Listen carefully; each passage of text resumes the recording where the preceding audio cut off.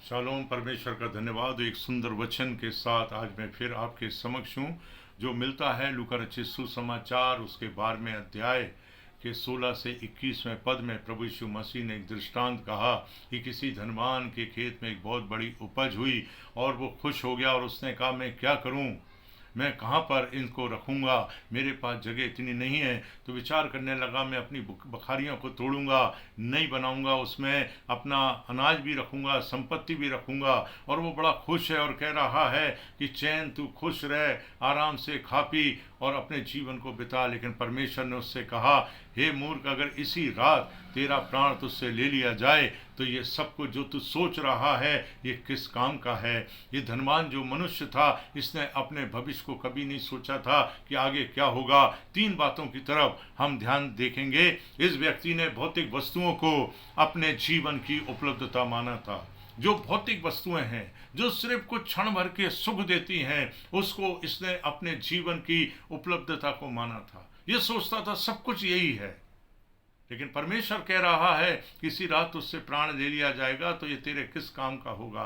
लेकिन इसने अपने जो संपत्ति है, जो भौतिक चीजें हैं, इसने उसको जीवन की उपलब्धता मान लिया था।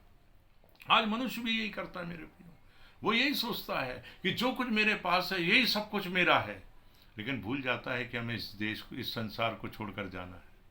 हमें संसार को छोड़कर जाना है। हम क्या लेकर जाएंगे, हम क्या ये लेकर जाएंगे। धनवान नहीं सोच रहा था मेरे प्रियो। दूसरी बात, इस धनवान को भविष्य की संपूर्ण सुरक्षा समझ लिया था। इस धनवान ने धन को जीवन की संपूर्ण सुरक्षा समझ लिया था। ये जो धन है ये मेरे लिए सब कुछ है।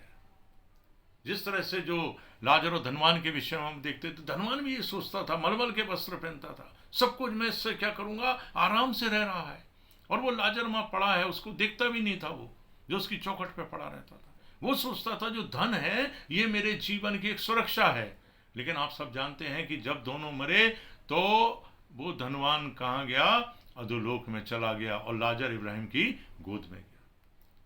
क्योंकि उसने, उस धनवान ने अपने जीवन की सुरक्षा को, जो धन है उसको मान लिया था। और ये किसान भी, जो ये धनवान है, ये भी यही मान रहा है। और आज का मनुष्य भी यही मान रहा है कि जो कुछ मेरे पास है ये जीवन की सुरक्षा है, इससे मैं आराम से अपने जीवन को जी सकता हूं। लेकिन मेरे प्रियो, जो ये व्यक्ति था, जो प्रभु यीशु मसीह दृष्टांत में कह रहे हैं, ये व्यक्ति परमेश्वर की दृष्टि में क्या था, मूर्ख था। क्योंकि प्रभु परमेश्वर ने कहा, इसी रात तेरा प्राण तुझसे ले लिया जाए तो ये किस काम का। कभी हमने विचार किया है कि जो कुछ हमने आज इकट्ठा करके रखा है, जो कुछ आज हमारे पास है, और हम सोचते हैं इससे हम अपने जीवन को बिता सकते हैं, हम उस उत्तम देश को में जा सकते हैं, तो कभी सोचा है कि अगर आज प्राण निकल जाए तो हम यहाँ से क्या लेके जाएंगे। हम गीत तो गाते हैं, जाएंगे उत्तम देश में, जरूर रहेंगे प्रभु के साथ हम जरूर। लेकिन कभी आपने इस चीज़ को जाना है कि जो धन या जो सारी चीज़ें हैं, क्या हमें उस अनंत जीवन की तरफ ले जा सकती हैं। विचार करिए मेरे प्रियो, विचार करिए।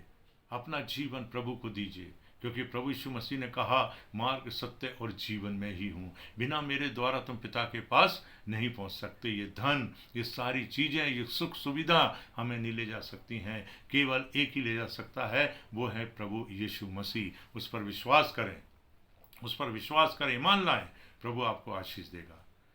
अगर आपको ये वचन अच्छा लगा है तो आप लाइक करें, सब्सक्राइब करें और शेयर करें मेरे प्रियो, ताकि बहुत से लोग छोटे छोटे वचनों के द्वारा आशीष पाने वाले हो सकें।